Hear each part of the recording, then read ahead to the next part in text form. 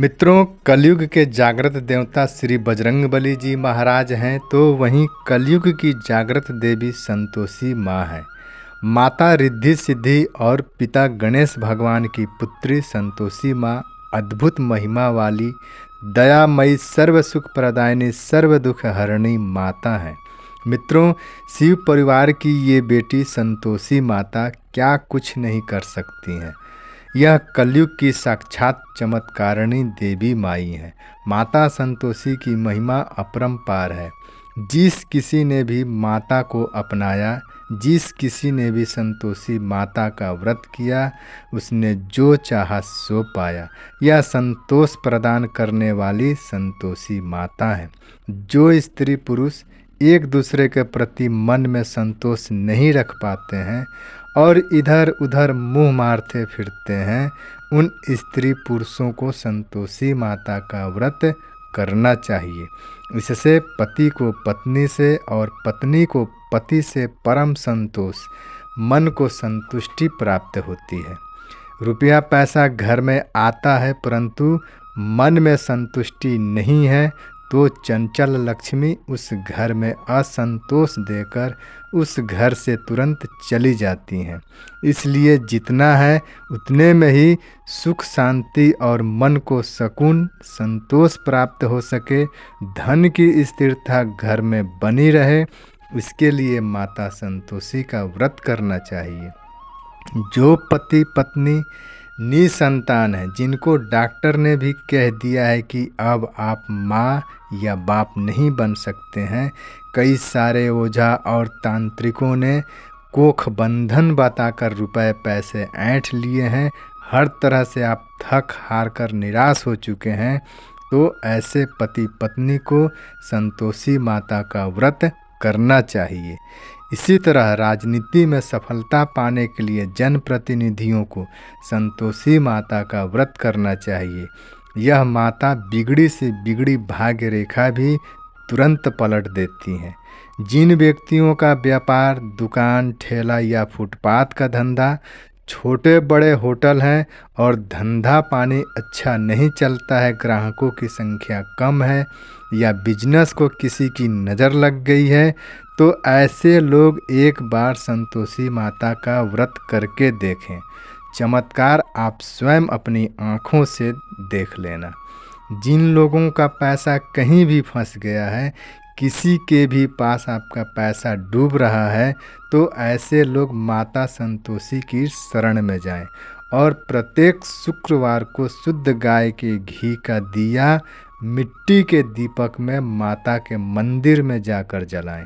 फिर देखें चमत्कार। जिसने भी आपका पैसा लिया है, दबा कर रखा है, वह स्वयं चलकर आएगा और आपको आपका पैसा लौटा देगा।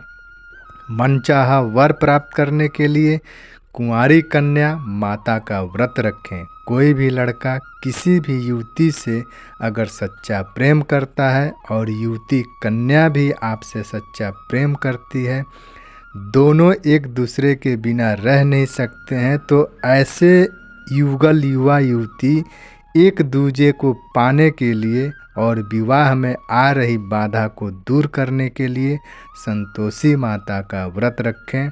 फिर देखें माँ की महिमा। बेरोजगारी दूर करने के लिए, नौकरी पाने के लिए या नया कारोबार शुरू करने के लिए माता संतोषी का व्रत रखें। फिर देखें खुशियों से झोली भर देगी ये रिद्धि सिद्धि की पुत्री। मित्रों, मन की इच्छा पूर्ति के लिए जो चाहो सो पाने के लिए संतोषी माता का 16 शुक्रवार का व्रत किया जाता है। विघ्नहर्ता गणपति बप्पा गणेश भगवान की पुत्री संतोषी माँ बड़ी ही दयालु है। ये अपने भक्त की मुराद हर हाल में पूरी अवश्य करती हैं। इनके व्रत जैसा सीधा, सरल और सबसे सस्ता दूजा कोई भी व्रत इस संसार में नहीं है। संतोषी माता का व्रत थोड़े से चने और थोड़े से गुड़ मिलाकर किया जाता है। इनका मुख्य भोग प्रसाद केवल गुड़ और भुना हुआ चना ही है। माता का व्रत शुक्रवार को किया जाता है। किंतु ध्यान रहे शुक्रवार को राहु काल सुबह 10:30 से 12 बजे तक अर्थात 1.5 घंटे का होता है। इसलिए 10:30 बजे के पहले पहले तक माता का व्रत संपन्न कर लेना चाहिए।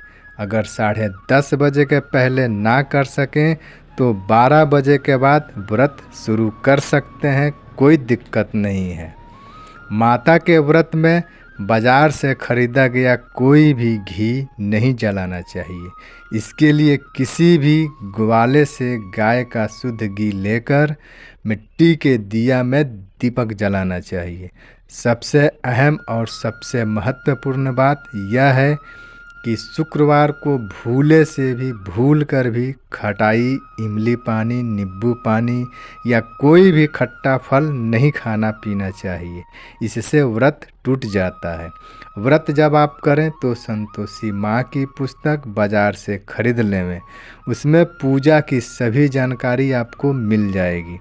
16 शुक्रवार पूर्ण होने पर माता के व्रत का उद्यापन करना अनिवार्य है, तभी जाकर 16 शुक्रवार के व्रत का पूर्ण फल प्राप्त होता है। माता का उद्यापन हर कथा पूजा से बहुत ही सरल और कम खर्चीला होता है। कोई झंझट, कोई परेशानी नहीं होती है।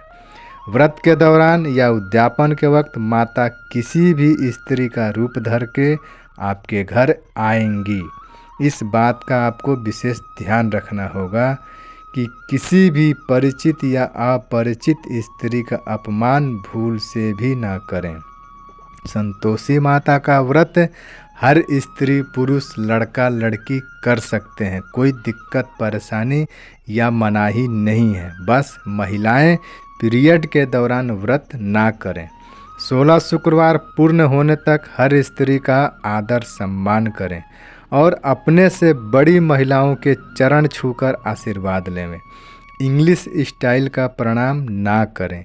किसी भी बड़े व्यक्ति के घुटने या जंघा तक हाथ ले जाकर प्रणाम करना, इसे इंग्लिश प्रणाम कहते हैं और यह प्रणाम व्यर्थ होता है, जिसका कोई भी फल नहीं मिलता है। इसलिए भारतीय प्रणाम, संस्कारी प्रणाम चरण छू कर किया करें। इसका पूर्ण फल सुखदायक होता है। चरण छूना शास्त्रोक्त प्रणाम कहलाता है। संतोषी माता की कृपा आप सब पर बनी रहे। माता के गीत भजन आप सब गाते गुनगुनाते रहें। मैया रानी सबको खुशियाँ दें। इसी प्रार्थना के साथ आपसे अनुमति लेते हैं। लाइक, सब्सक्राइब या कमेंट, शेयर के बारे में मैं कुछ भी नहीं कहूँगा। यह सब आप पर छोड़ता हूँ। मिलेंगे आपसे अगले वीडियो में। तब तक के लिए जय संतोषी माँ।